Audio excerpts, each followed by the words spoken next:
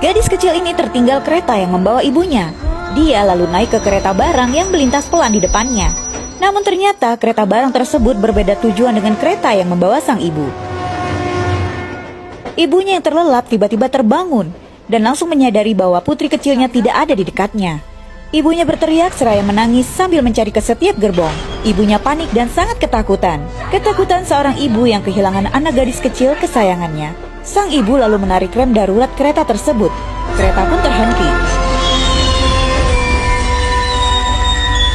Mereka mencari kemana-mana. Karena gadis kecil itu sudah naik kereta lain, maka mereka tidak dapat menemukan gadis itu. Masinis mengatakan bahwa pihak polisi India akan membantu mencari gadis kecil itu.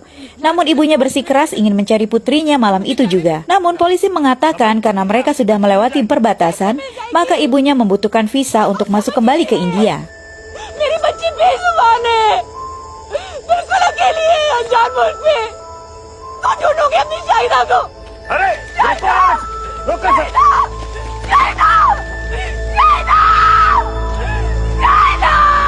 Karena tidak banyak yang bisa mereka perbuat, akhirnya mereka membuat laporan ke polisi, berharap akan ada orang baik yang akan menolong gadis kecil kesayangan mereka. Pemuda ini baru tiba di Delhi. Dia sedang duduk dan akan meneguk minumannya. Ketika tiba-tiba pandangannya tertuju pada seorang gadis kecil yang sedang menatapnya dari kejauhan. Karena dia sadar gadis itu tentu saja melihat ke arahnya, dia mencoba memanggilnya. Gadis itu pun mendekat. Dia menawarkan minumannya pada Syaidah. Gadis itu meminumnya hingga habis tak bersisa. Dia bengong. Namun dia langsung memesankan gadis kecil yang terlihat sangat kelaparan itu. Pemuda dan pelayan bertanya pada gadis kecil bernama Sahija ini, namun gadis ini hanya menggeleng karena dia memang tidak bisa bicara.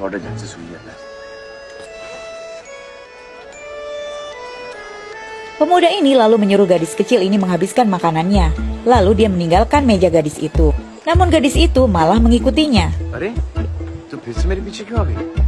Akhirnya pemuda itu mengajak Syahidah ke kuil dan menyuruhnya berdoa agar Lukas ditemukan oleh orang tuanya. Sekali lagi pemuda itu meninggalkan gadis kecil ini di sana. Dan ketika dia sudah berada di dalam bis, dia melihat keluar dan terkejut ketika melihat gadis kecil itu sedang mengejar bis yang ditumpanginya. Dia pun langsung menyuruh sopir bis untuk berhenti. Dan dia akhirnya mengajak gadis kecil itu ke kantor polisi. Tapi polisi menolak bila gadis kecil itu dia tinggalkan di sana. Pemuda itu mengatakan bagaimana jika orang tuanya mencari ke sini. Dan polisi itu menjawab, justru tidak aman berada di kantor polisi karena preman dan pencuri berkeliaran di sana. Lalu polisi itu pun menyuruh pemuda itu untuk meninggalkan kontaknya agar dia dapat menghubunginya.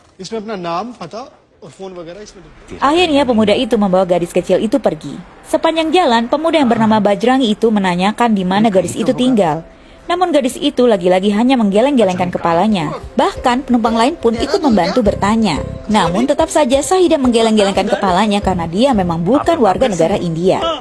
Pemuda ini juga sebenarnya bukan berasal dari Delhi. Namun mendiang ayahnya yang memintanya untuk pergi mengunjungi sahabatnya di Delhi yang bernama Dayanan. Di sanalah dia bertemu dengan putri dari Dayanan, Rasika. Dia tinggal di sana untuk beberapa hari dan menemani gadis itu kemana-mana. Baik menemani gadis itu pergi mengajar, beribadah, bahkan pergi berbelanja. Kedekatan mereka membuat gadis cantik ini jatuh hati pada pemuda itu. Suatu ketika seorang teman Dayanan datang ke rumahnya dan melamar putrinya. Namun dia sudah memiliki pilihan sendiri. Ayahnya menghargai keputusan putrinya dan memberi Bajrangi waktu 6 bulan untuk membeli rumah sendiri sebagai syarat untuk menikahi putrinya. Maka dari itu Bajrangi kini kembali datang ke Delhi untuk memberi kabar bahwa dia sedang dalam tahap memberikan DP pada rumah mereka. Para penumpang merasa terharu dengan cerita pemuda itu dan memberikan dukungan dan doa untuknya.